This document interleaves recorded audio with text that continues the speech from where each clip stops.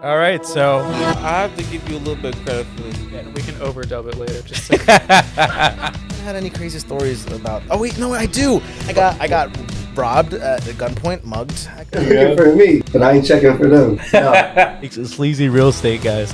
But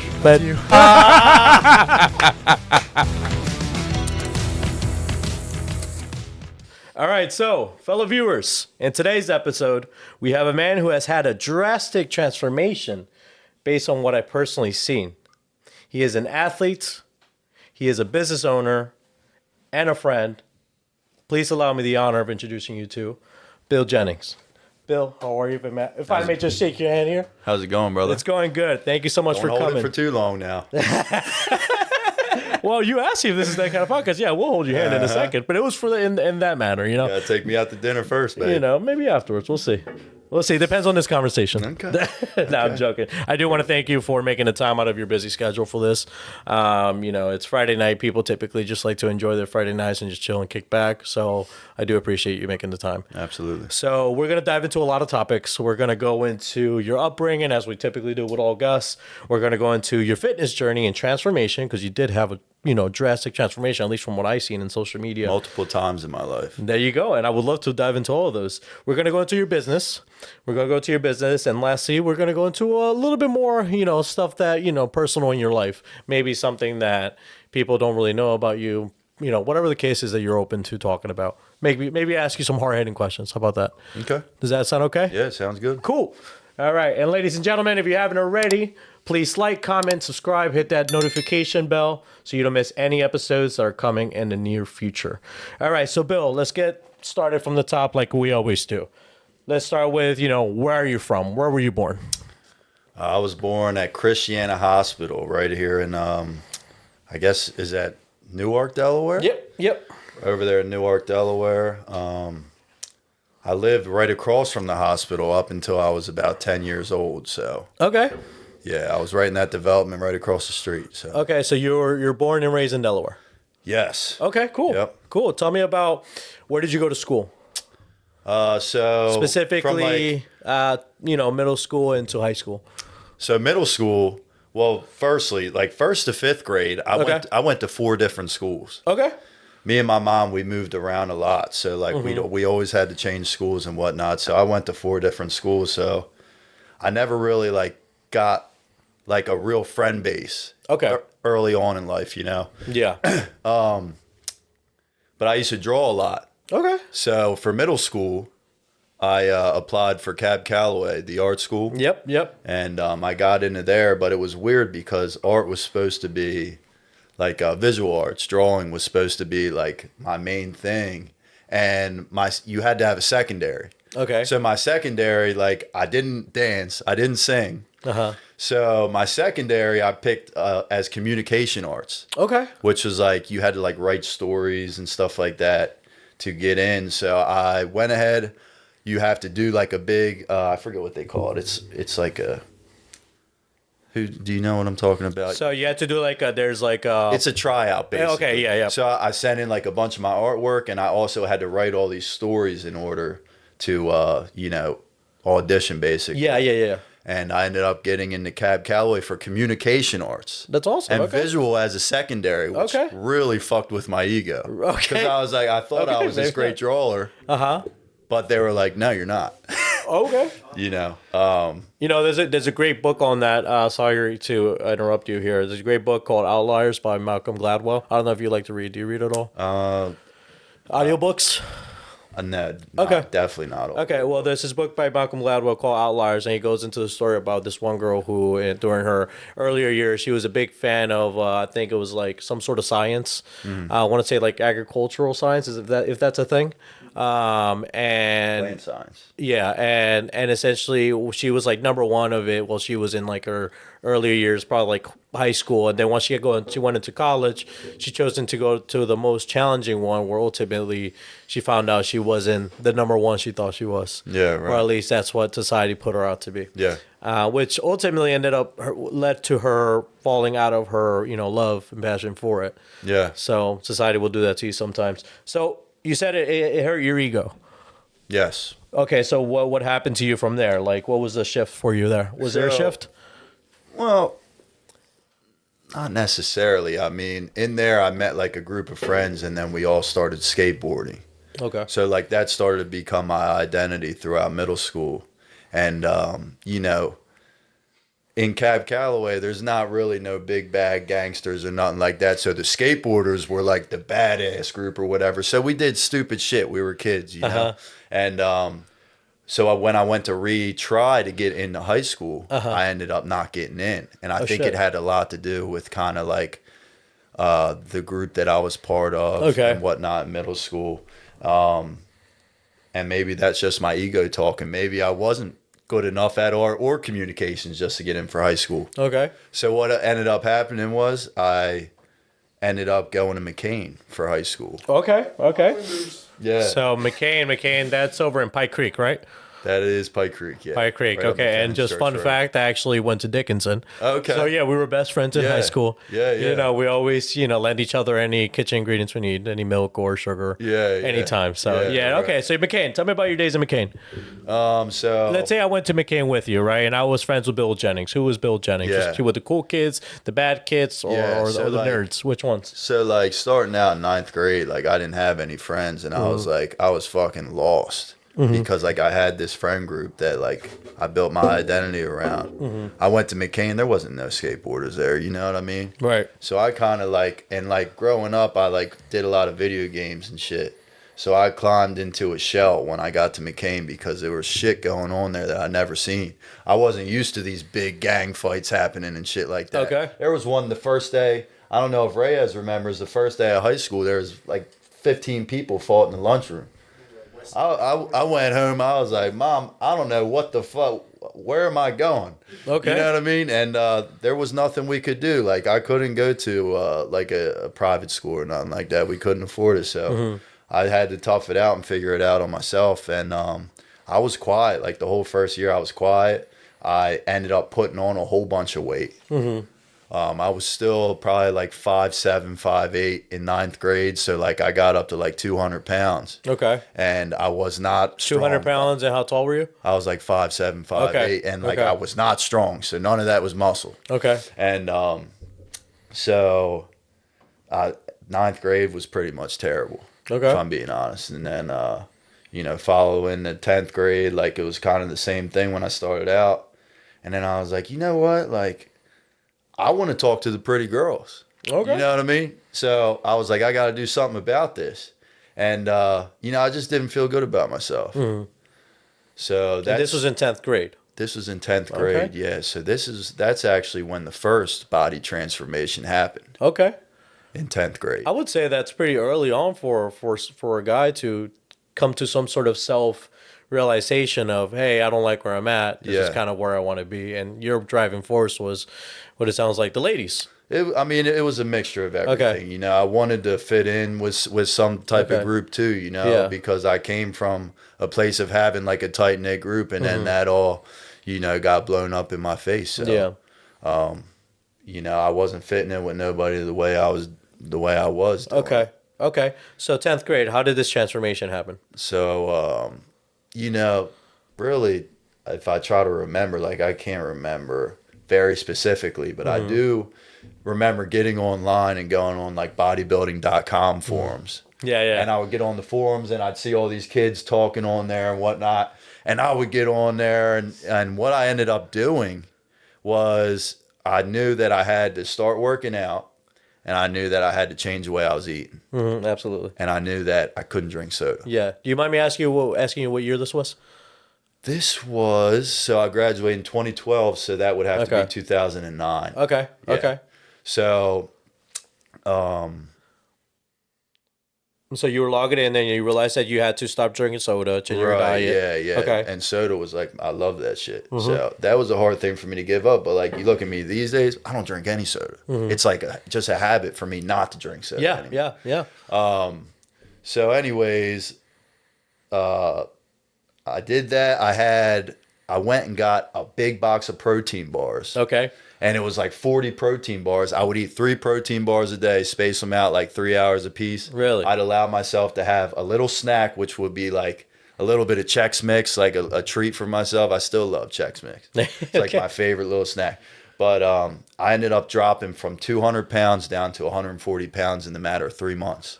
Oh shit. Okay. Yeah, Wow. Yeah, and within that time, I started to have a little growth spurt too. So I grew to like 5'10", 5'11". So Okay. I really slimmed out in a short matter of So time. you had a glow up, as they would call it. Yeah. Okay. Okay. Yep. So you described your diet, and you had even an appearance in height change. But what about the working out? What went different in there? Yeah, so I went to, have you ever heard of Retro Fitness? The one on Kirkwood Highway? Yeah, so they opened up and they were like the hot spot for a while. Yeah. So like I went there and like the thing was Rest in like I peace. was working out, but I wasn't eating correctly. Like you got to eat. Oh, absolutely. I was still in the mode where like I didn't want to get fat again. So like when I started working out heavy, I just didn't see the gains that I really wanted to. Plus, for me, it's more of a consistency thing. Yeah. I can see results, but I have to be consistent over a good amount of time. Yeah. I'm not one of these guys that can go into the gym, work out for a month, and just be like, damn, he got big. Yeah. I'm not one of them guys. Okay. I would say, I mean, would you say that most people aren't? I would say most people aren't, but the internet gives you a false perception of that. I was just watching a video today by Jesse James West. Yeah. Yeah, on YouTube. Right. He was going into the whole steroid culture Yeah. of bodybuilding today, and how social media is playing a huge impact into a lot of these younger kids. Oh, yeah. Opting to do steroids because there's leading figures like the one guy, Sam Solik, or like Right. people like that, you know, leading the what's it called, the industry, and people are opting to do that rather than, as you say, consistency and long-term thinking. Yeah. Right. Okay. So you did that in 10th grade. You changed your appearance, and how did that work out for you in terms of, you know, socially and appeal in terms of, you know, approaching the ladies per se? I mean, it worked out great, man. I mean, I got like a newfound confidence, and you know, at that time in my life too, like I kind of like started dabbling into going to some parties and things like that, and like maybe tip back a little bit of alcohol, and then like I really was able to let loose, say whatever I wanted to, and I'm like, what the fuck? I'm like, I've never been able to communicate with people like this before. Okay. Like I was saying, like how I feel like I can now. Yeah. I was like just saying whatever I wanted to say. Yeah. You know what I mean? And as a kid, like when I had that breakthrough, I was like, this is fucking phenomenal. Okay. You know what so I you mean? were like on a high. Yeah, absolutely. Okay. Absolutely. Yeah. Okay. So I dare to ask, you know, with the high, you know, was that high, you know, lasting, or was there a change with that? Were you just on that high for a long time? I mean, What did life look for you in 11th grade?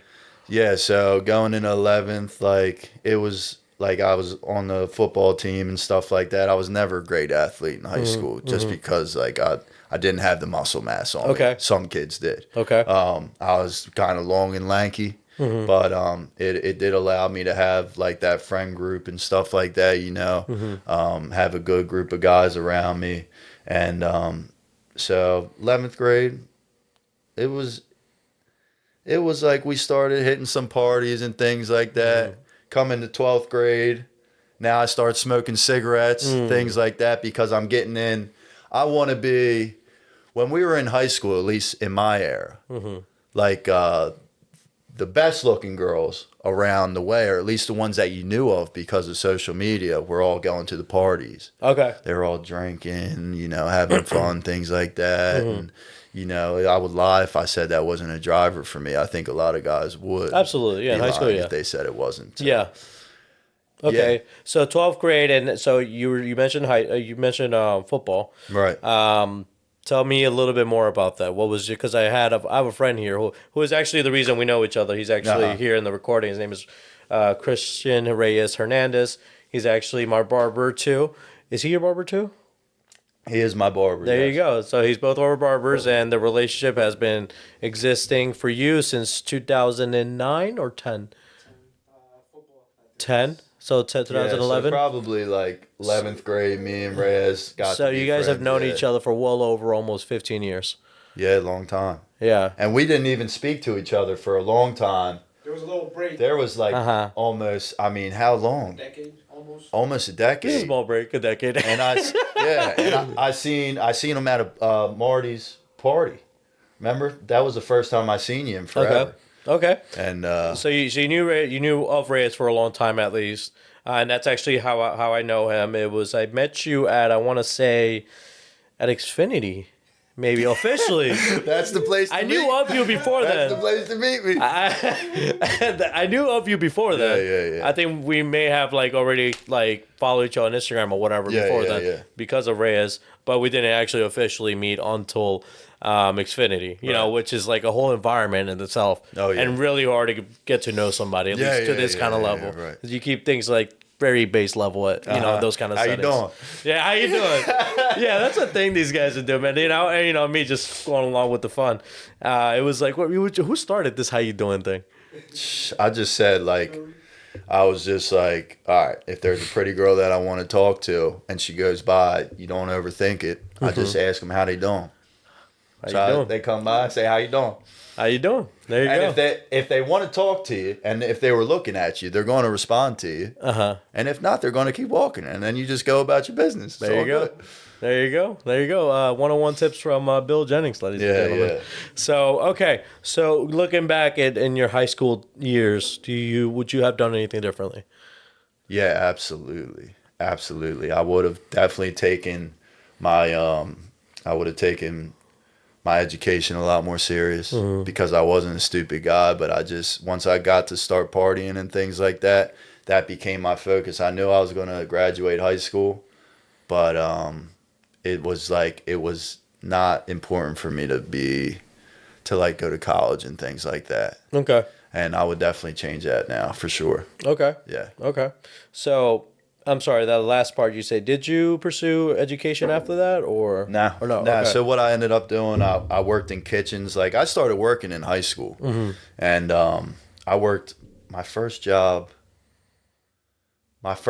ever was at Nino's.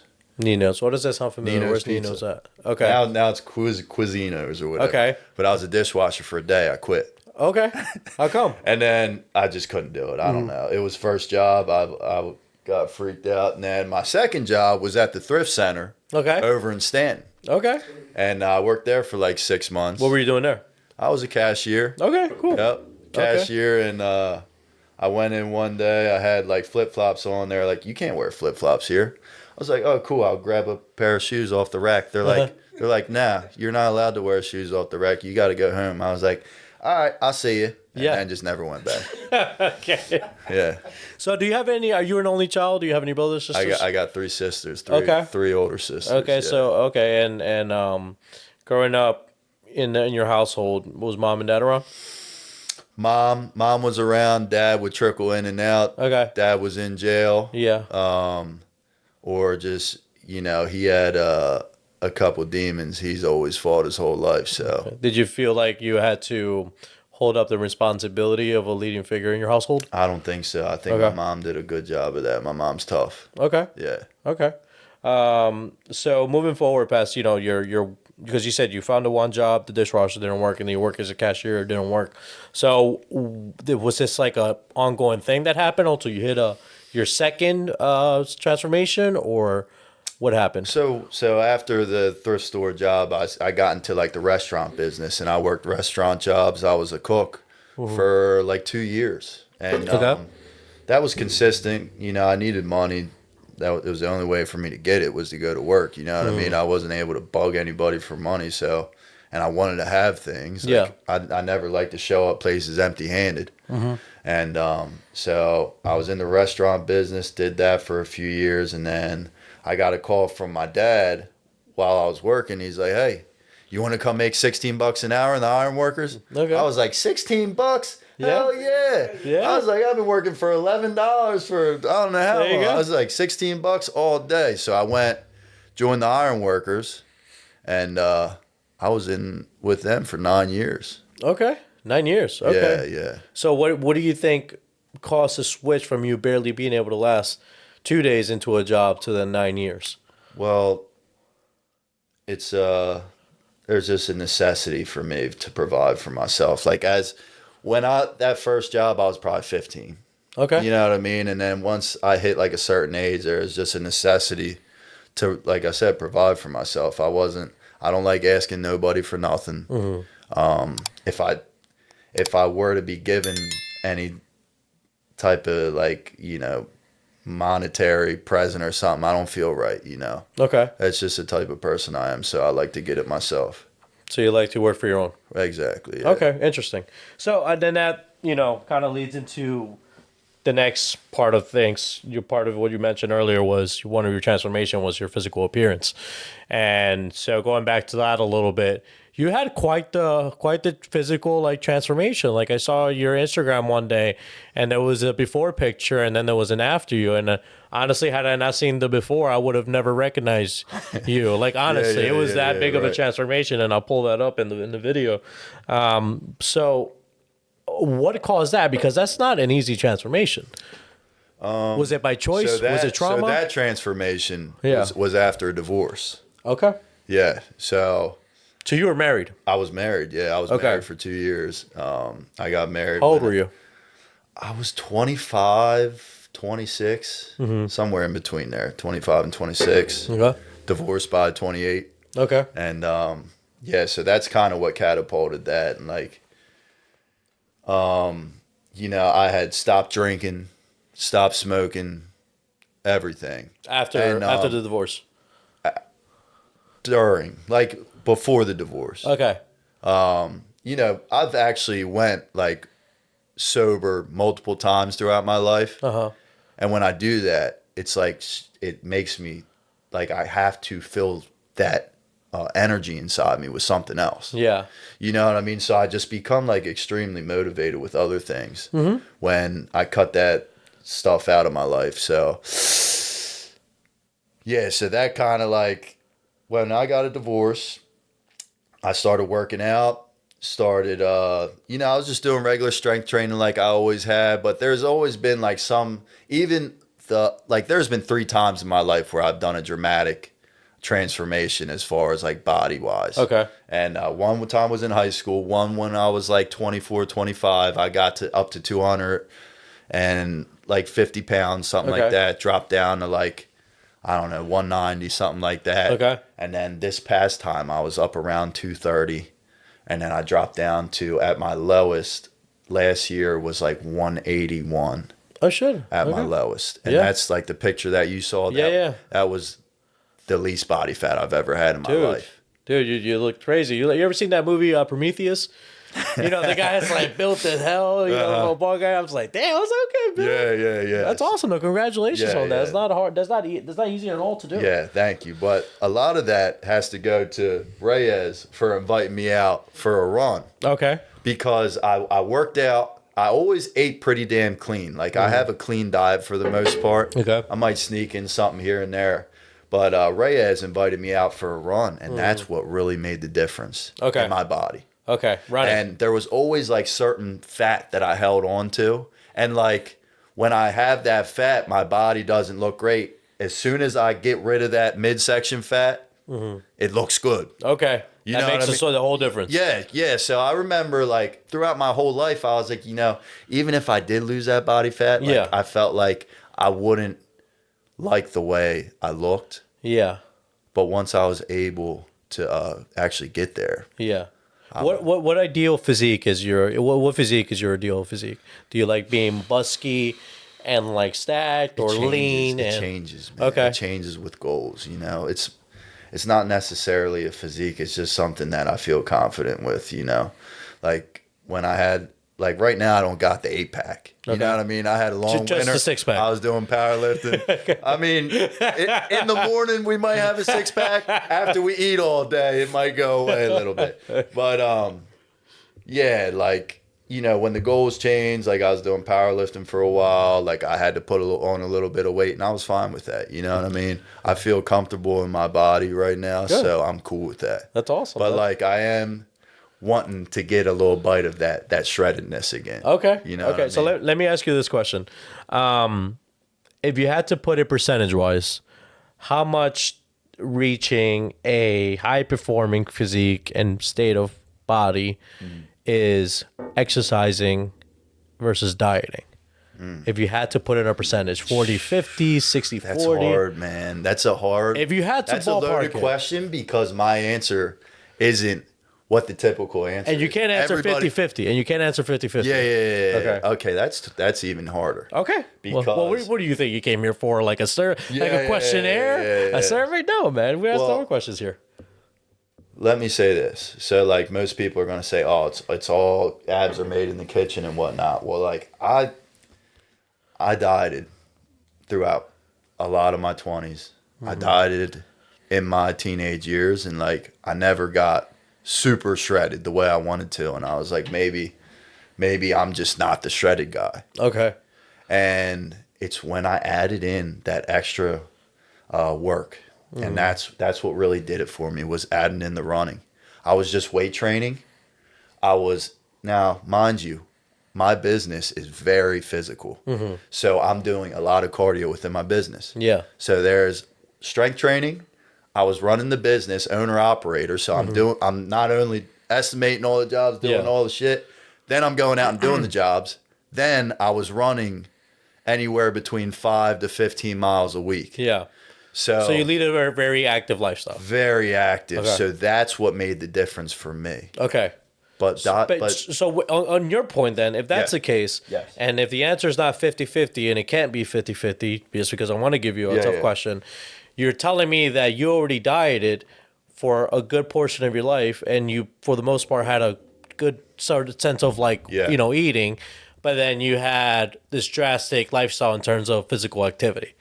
So that being considered, everything you just told me, where would you put it percentage-wise? I'm going to say it will vary person to person, but for me, it's like 60% nutrition, 40% physical activity. Okay. The nutrition is important, and I will say I never tracked macros during all them years. Okay. And when I started tracking macros during my bulk this year, I was able to maintain a six-pack while putting on weight. Yeah. And it's because my fats were super low. Yeah. And the carbs and the proteins were going to the muscle. You know what I mean?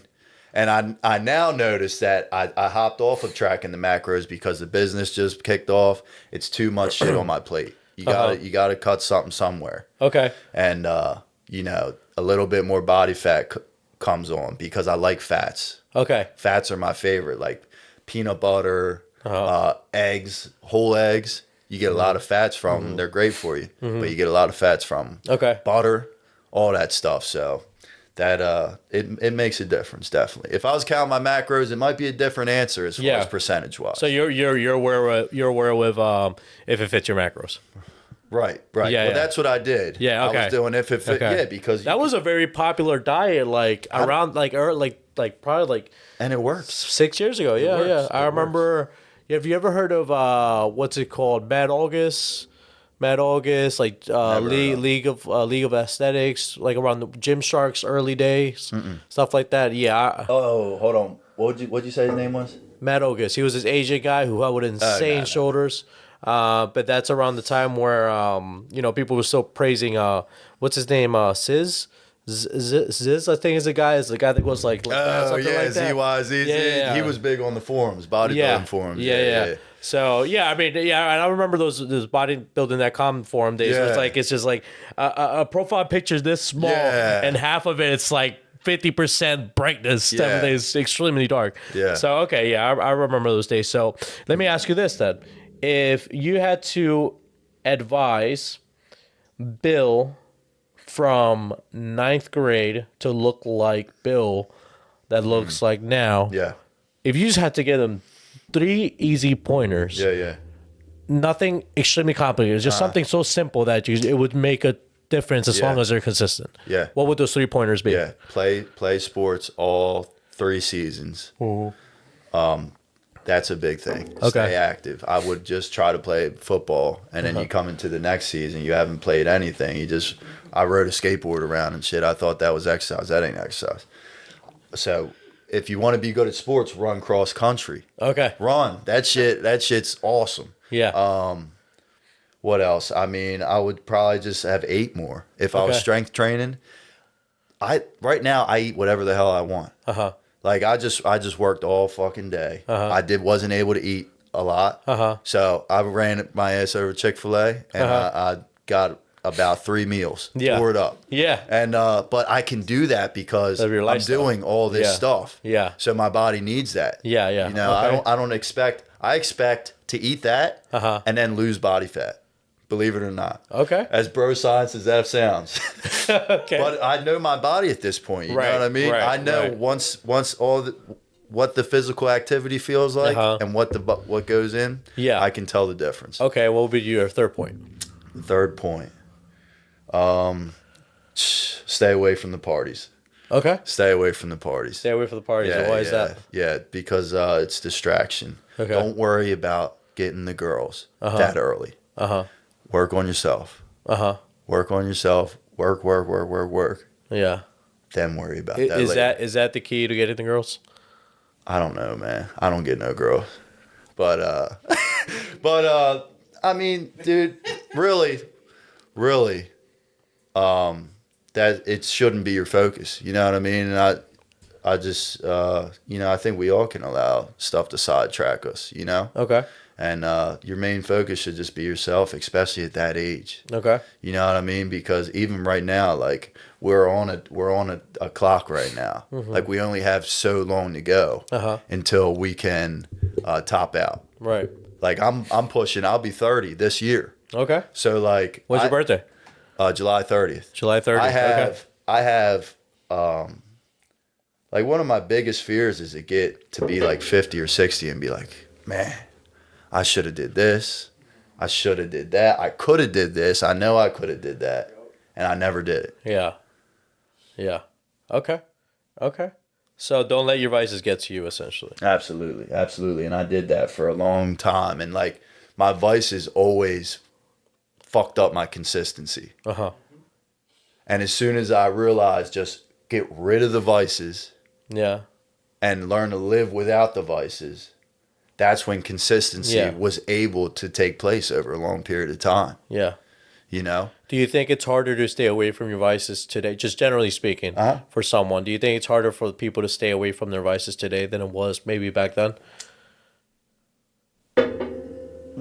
Today, it's hard to tell, man. I mean, I don't know what it's like for a young person, like in the young 20s these days. I don't know what that's like. I know what it was like for me, and I imagine it's pretty similar because like we had all the social media and stuff like that. Like we had Instagram when Instagram was the shit. Yeah. You know what I mean? Now it's Yeah, all with like the trying heavy to filters, the borders. well, it's trying now Instagram's trying to show you like what it wants you to see. Yeah. When back then it was like what Actually we wanted to sharing see, pictures. what we were following. It's not putting out random shit to you. Yeah. Well, the biggest difference before that that caused that was that at some point, Instagram wasn't owned by Facebook, and then Facebook bought Instagram. Well, I got off of everything for a while, for years.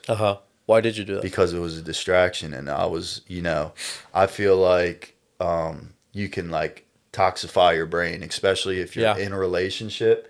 I feel like it's toxic to your brain. Okay. Because there's too much temptation out there. Okay. Especially online, everywhere you look, you're seeing temptation. It's just not good for you. It's a distraction big time. When in reality, when you're in a relationship, you can't act on that temptation anyway. Yep. So it's like a literal waste of your time.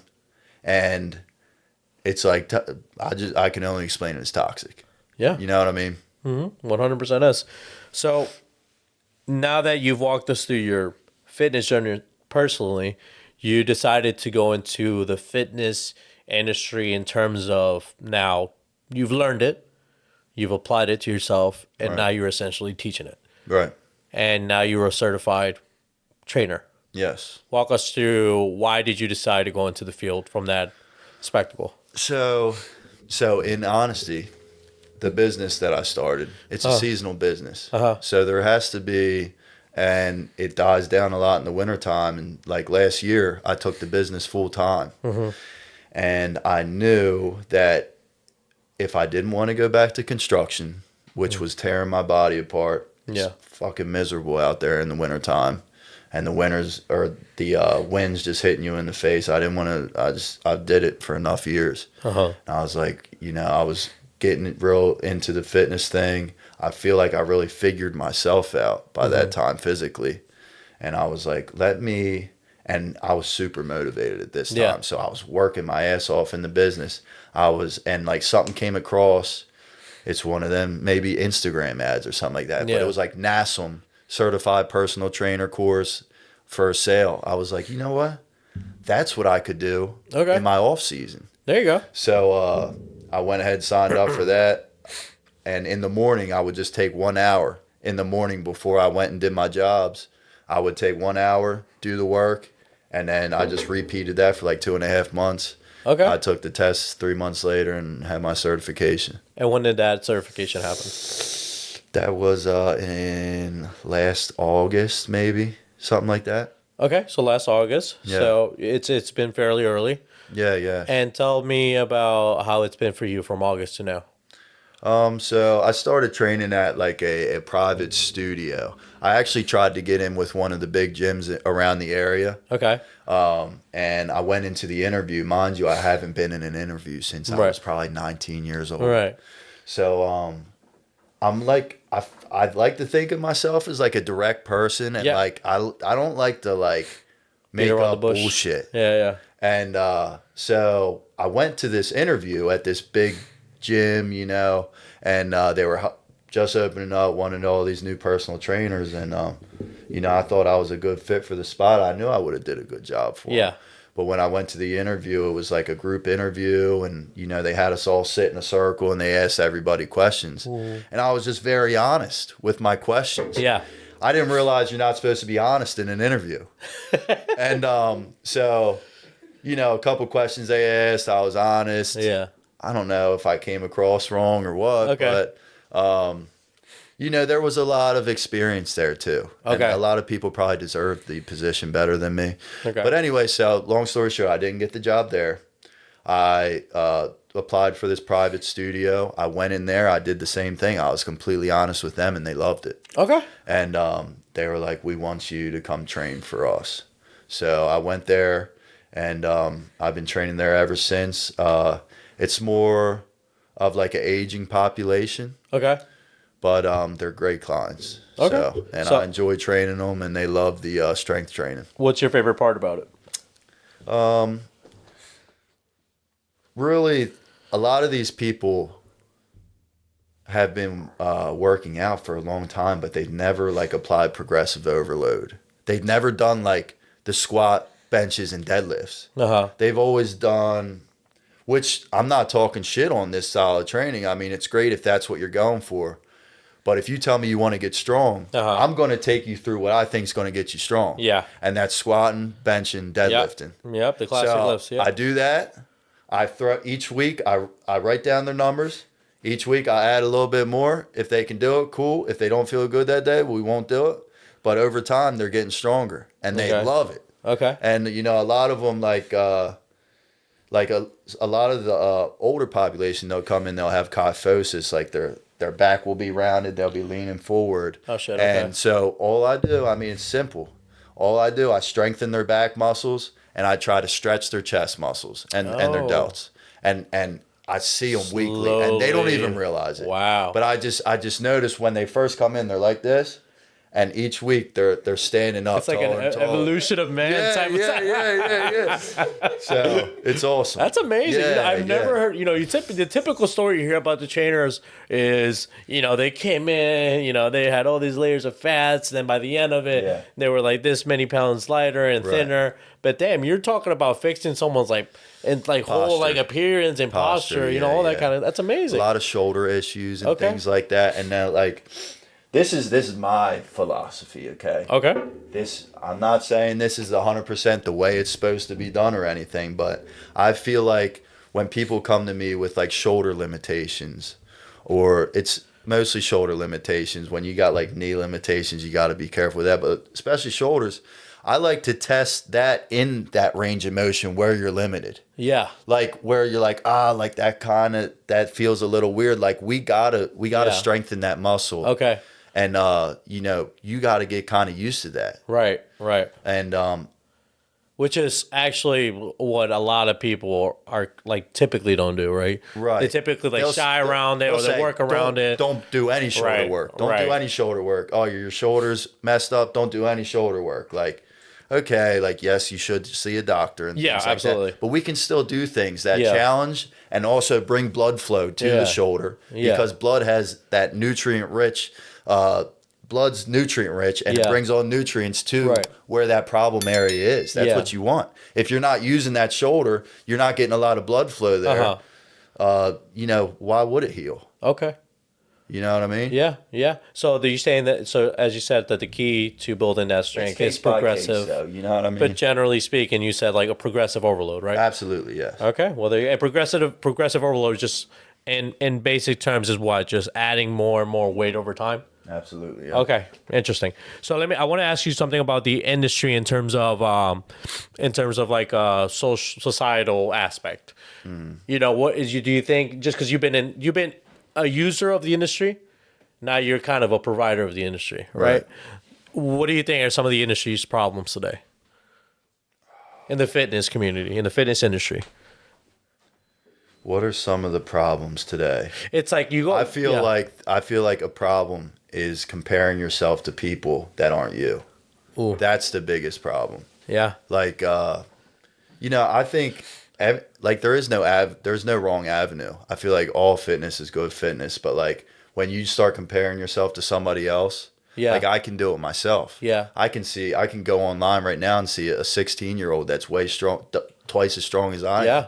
Yeah. And I can put myself down about it, but there's all different things that factor into that. Yeah. You know what I mean? Yeah. I mean, There's a saying that goes, comparison is the thief of joy. a thief of joy. Yes. I love that. I love that. And that's the truth, man, because, like I said, I got to work hard for this shit. Like, I'm not the type of guy that goes in the gym a month later or I'm fucking busting out of my shirt. Yeah. It takes me a long time. Yeah. And it's a long grind. So, like, if I allow myself to compare myself to people I see online, I'll quit tomorrow. So what I'm picking up from you is you're somewhat of from our conversation thus far is you're somewhat of a big thinker.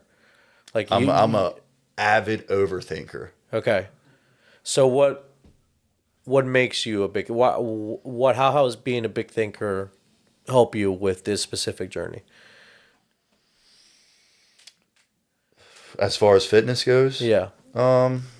Obviously then other than the proof in itself. I mean, that's a good question because, like, a lot of times I'm like, man, if I didn't think so damn much, maybe I could just relax a little bit. But that's just it. Like, I can't relax. Uh-huh.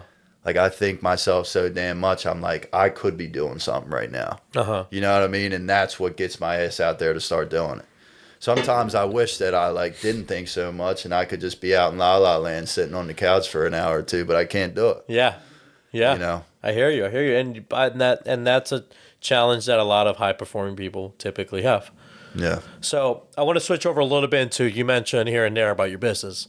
Let's go specifically into your business, and it's specifically Jennings Home Rejuvenation, right? Right. Tell me about that business a little bit. When did it start? Yeah, so when I picked the name, I didn't think that all the way through. It's a bit of a tongue twister. Yeah, Okay, yeah. okay. So, like, a lot of times people say, like, Jennings Home Renovation. I'm like, nah. I'm like, but I understand. Okay.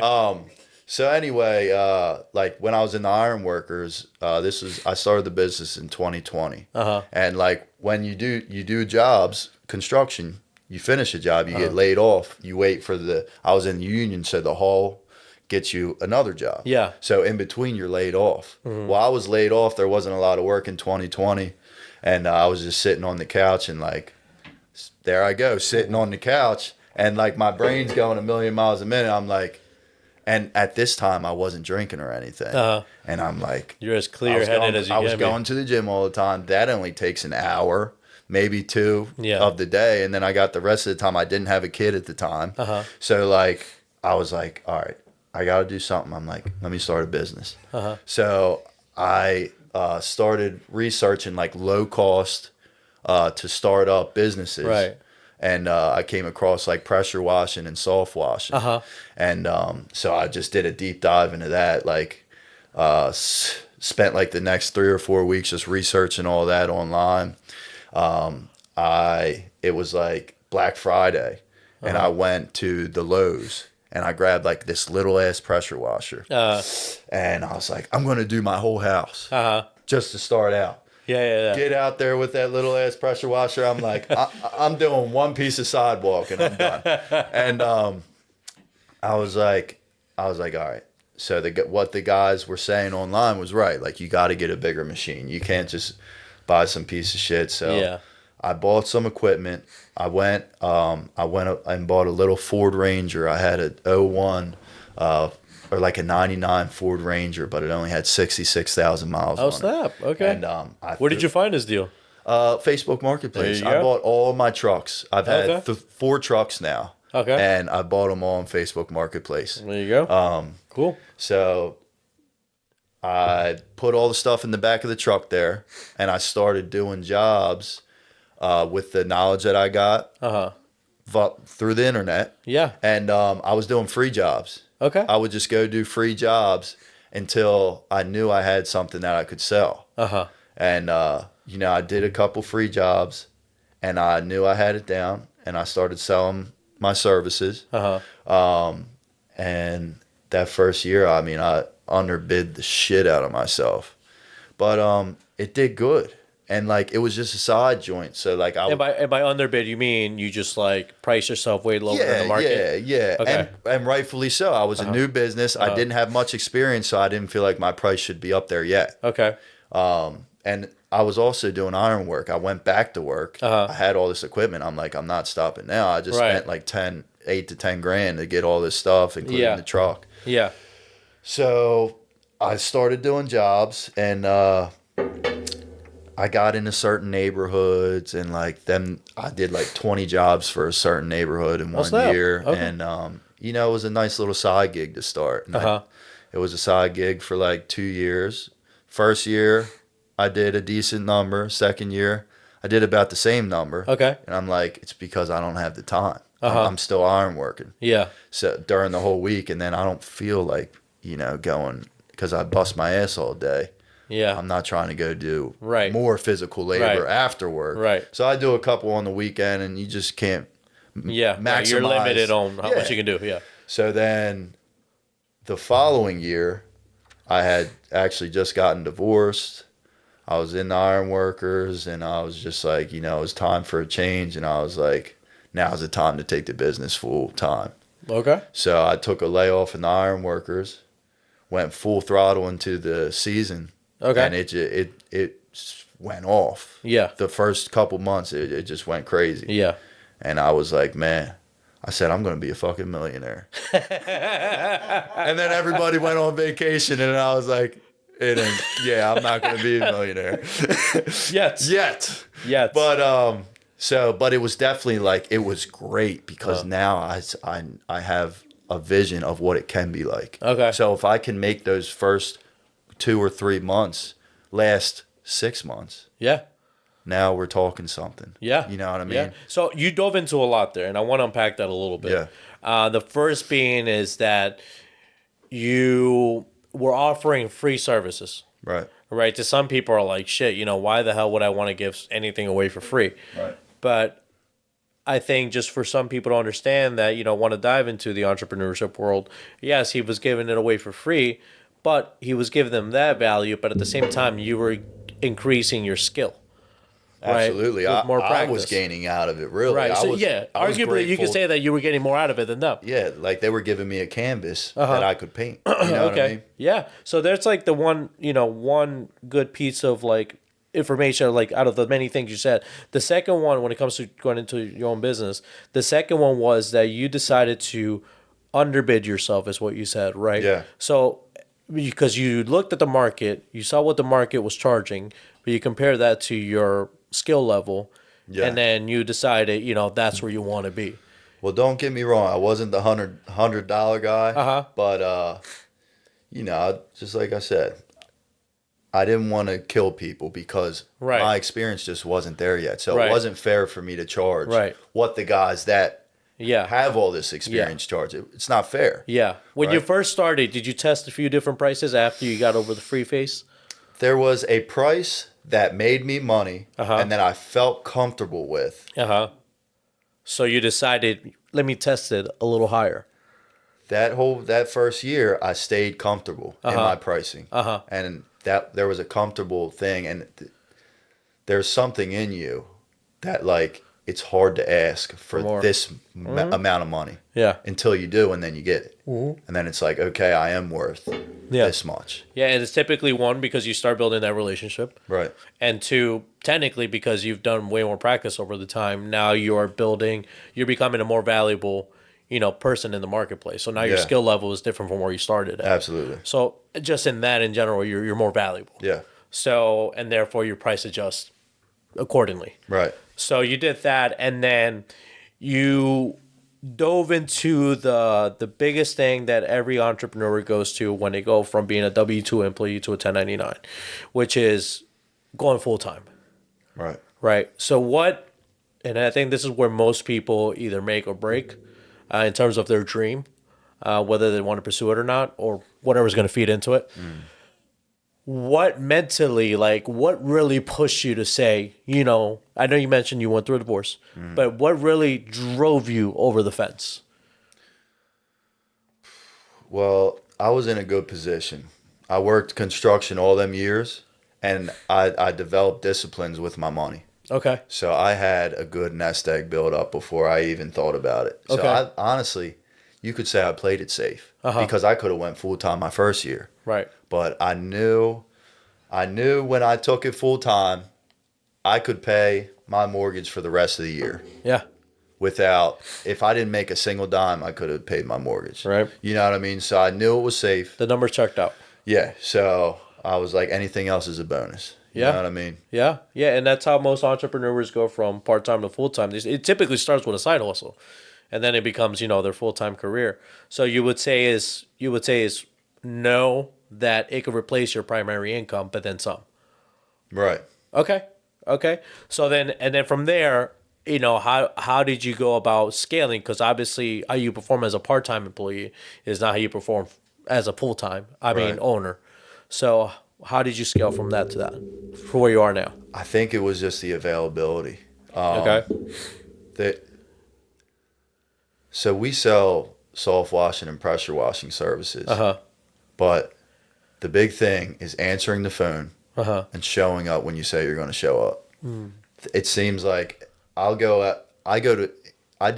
estimates in person. I don't like to give prices over the phone. If it's a very, very, very small job, I'll give a price over the phone. Yeah. If it's anything, that's pushing over $500, I'll go in person if it's close by. And I'll drive out there. I make the relationship, and then the communication starts right there. Like I have a CRM that I put, which is a customer relations manager. You enter in all their information there, and it communicates with the customers for you. Okay. And so when you put them in the calendar, it lets them know an hour before I'm coming. Hey, Jennings Home Rejuvenation is coming at this time, and I get there. They're like, "Wow, I love the updates." Yeah. And then also the fact that I showed up when I say I'm going to show up. Yeah. Yeah. And there was times when I had this business and I was I wasn't on my sober horse, and I have missed appointments before. Okay. And I knew that if I was going to build a business that's worth anything, that shit can't happen. Oof. You know what I mean? Okay. That's deep. So that just reminded me of something of throughout the whole conversation. When you were talking about your high school days from 9th grade to 10th grade, and you transformed your body, and now you had the access to that social community and all that, all the girls and all that stuff like that. Now you started doing things like smoking and all that stuff. Now, was that similar to what happened with your business where you went full-time and now you're thriving, and then you're not on your sober horse, and now you're missing appointments? Did something similar happen? Ever since I took it full time, I've been straight. But when I was doing it part time, I just dabble back in, and I like to have a good time, just like any of us. Yeah. So I would just like to keep on going until they close. Yeah. You know what I mean? And that my hangovers are bad. So You know, I would miss an appointment, but I'm proud to say over the 4 years that I've had this business now, that there's only one that I can remember. Okay. And that one was the one that was like, I can't do this shit anymore. Yeah. You know what I mean? Because that is my thing. That's what sets me apart from everybody else. Is it's the communication and it's being there when I say I'm going to be there. Punctuality. Okay. So that leads me to ask, if you had a top 3 like you did with fitness that you shared with us, what's your top 3 to scaling your business from part-time to full-time, and even from full-time scaling into, you know, the business that sets you apart from the most? Right. So I mean, we're still in young phases. You know what I mean? I can't sit here and tell you that we're like some super successful business. Like I'm in the thick of it right now. We just started our season. Like I said, we're seasonal. We just started the season, and I thought by now I would have everything figured out. I wouldn't have any problems because I've done this shit for long enough. Yeah. Dude, I've had more problems Yeah. in the past 2 weeks than I've had in 3 years. Okay. As far as the business goes. And it's just a fact of like, anytime a problem comes up now, I just laugh. Yeah. Because there's no reason to get flustered over it. Yep. And problems are going to happen. You just got to like pivot. Yeah. And like, you got to know that you're not going to give up. Yeah. Because I'm like, every time something happens over these past 2 weeks, like machines are blowing up. Like, I'm getting stuff shipped to me to fix it. It's the wrong stuff. I'm having to send stuff back. It's rained for the past week. I've had to reschedule a bunch of jobs. Yeah. And the truck broke down on me twice. Oh shit. Okay. In the past 2 weeks. Oh man. And I know for a fact I'm not going to give up. So like when a problem comes up, it's okay. You know what I mean? I'm just like, that's like one of them things that come along in your life to try to get you to quit. Right. And when you know you're not going to quit, that's when you just laugh at the problem and do what you got to do. Okay. So keep a strong stomach through and through. Yeah, absolutely. You're going to need it. Yeah, not and just when you think you know it all, you don't know shit. Because so let me ask you this. Do you think in entrepreneurship you really ever truly figure it out? I know I don't got to figure it out. Hell no, dude. There's so much more that I want to do, bro. That's just like, you know, and I'm in like a networking group with like these other business owners that have been in business and they do big business. Yeah. And like I'm trying to grab something from them every week, like, because there's more to it, you know, and you got to unlock that next level. Yeah. And it doesn't happen quick. Like, it can happen quick. You can see people online, but it's just like the fitness thing. Like, there's going to be people that are breakthroughs, but like I'll say 95% of people aren't breakthroughs. Like, it's going to take time. And like, that's what all these business owners that I'm networking with that have been in it for 30 years are like, dude, you're just getting started. They're like, calm down, Billy. Yeah. They're like, you're doing phenomenal. Yeah. For how long you've been doing this. Yeah. They're like, just keep doing exactly what you're doing, and it's going to pay off. There you go. So basically what I've gathered is for you is continuous learning, consistency, and communication. And one more would be conflict resolution. Right. Okay. So what's the future for your business? I'd like to get my ass off that truck. Okay. So really, it's you know, I have my sister works with me right now, and there's a lot that goes into this. I can pull up to any house and know exactly what it needs in order to get it ready. Okay. Like we do soft washing, so it's the use of chemicals to clean the outside of houses. So you got to be careful with this shit. Yeah. You can fuck things up. Yeah. If you don't know what you're doing. Okay. And I've had my sister with me. I'm teaching her everything, but I need to bring more people in and get more people knowledgeable about the things that I know before I can just allow the truck to go off. Because there's a certain standard that I have as far as, you know, a standard for the work that we do. Yeah. And if we're doing callbacks and shit like that, that's not good. Right. I want the customer to be happy when we leave. That's why before we leave, I always try to do a walk around with them. Do a walk around. Are you happy with everything? Is there anything you want us to do before we leave? because you don't want callbacks. Right. Callbacks don't make you money. Yeah. So you're always putting the customer and quality up front. Absolutely. Absolutely. And if you F something up, that's another thing. If you F something up, fix it and admit to it right away. Get it off your conscience because it's their house. They're going to realize it one way or another. Uh-huh. And some people are nice enough. They're not gonna tell you. Yeah. But guess what? They're never going to use you again. Sure. Which is worse. So if you F something up, tell the customer, make it right, move on with your life. If it costs a couple $100 to fix it, pay the couple $100. Yeah. Couple $100 comes and goes. Yeah. That customer, you lose them, you might lose 20 more customers. Okay. So that's big. Okay. So take responsibility Right. for your work. Okay. So, Bill, before we close out, and this, I got to tell you, this hour completely flew by for me. It went smoother than I ever expected. I'm like, wow, okay.